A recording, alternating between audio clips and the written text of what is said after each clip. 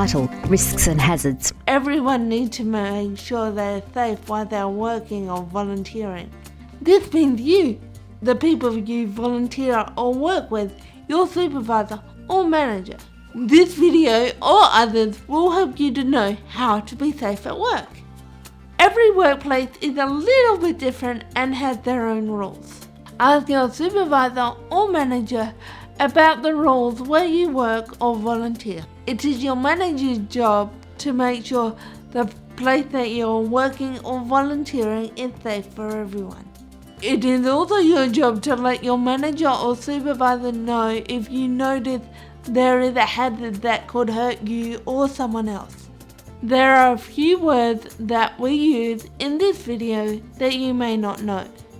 Hazard, a situation or thing that might hurt someone. Risk, the possibility that harm, death, injury or illness may happen if someone is exposed. To help you and other people stay safe at work, you should be aware of things that can hurt you or others, and then let your supervisor or manager know. Here are some examples of hazards. There are often a lot of machines and other things that need electricity to work. These can overheat, be broken, or are lying in a place where someone might trip over them. Catherine puts a mug on the kitchen countertop. When she picks up the kettle cord, something's not right. She does not plug it in. Instead, she tells her supervisor. I wanted to tell you that the kettle cord looks broken.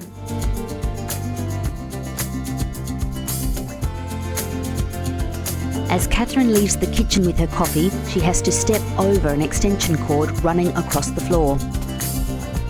I think the cord is in a bad place and someone might trip over it. Catherine vacuums the carpet.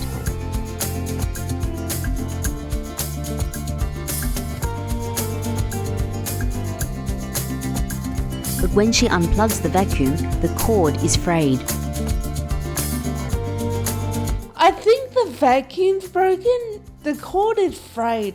I don't want to touch it because I might get electrocuted. Your job or volunteering role might mean that you use chemicals. These could be washing liquid or poisons to help kill weeds in the garden, or other liquids, sprays or powders. Some people can be hurt by chemicals, and some chemicals can be dangerous if they are not used in the correct way. Catherine sprays the kitchen table and wipes it down. Her hands become very itchy and she scratches and shakes her hands. It is very uncomfortable. I think I may be allergic to the cleaning spray. Thank you for telling me. I'll fill in a form. We'll check the chemical to make sure it's safe for others and make sure that there's a label on it. If it is, you can wear gloves next time. Or it might be best if we get another volunteer to do the job so that you don't get hurt. You could get hurt by being burnt. This could be something really hot or even really cold. It might be something you use when you are volunteering or working in the kitchen while making food or drinks on your break. Catherine pours 4 hot drinks.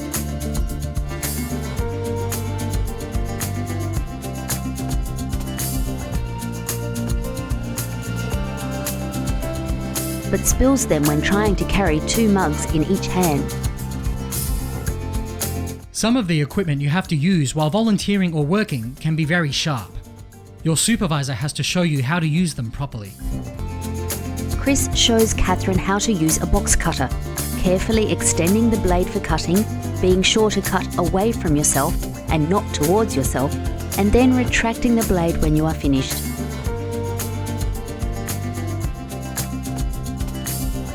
Water or other liquids can be very dangerous and could cause people to slip and fall over. If it is safe to do so and you know how, clean up the spill and then tell your supervisor. A puddle of water on the kitchen floor near the fridge.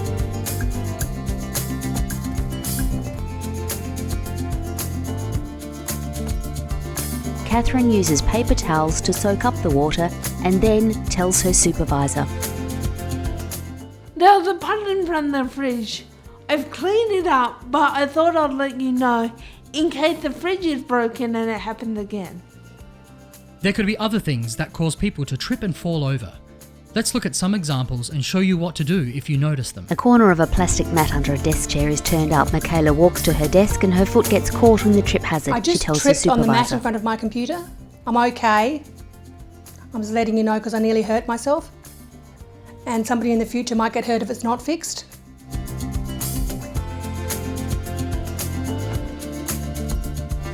Catherine carefully steps over an extension cord running across the kitchen floor. She tells her supervisor. I think the cord is in a bad place and someone might trip over it. People can also be hurt in other ways when they are volunteering or working. They could get upset or very stressed. They could be hurt by bullying or by others not including them, calling them names or being mean to them on purpose. This is never okay, and it is okay to let your supervisor or manager know if this is happening to you, or you see it happening to another person. Radhe, Rachel and Paolo are sorting through costumes. When Catherine joins the group, the others all frown at her and then turn their backs and walk away.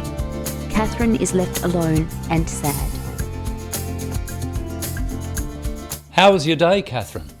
I was sad. It felt like some of the volunteers appeared like they didn't want to work with me. Oh, I'm sorry to hear that.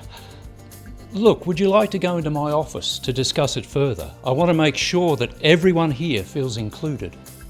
Yes.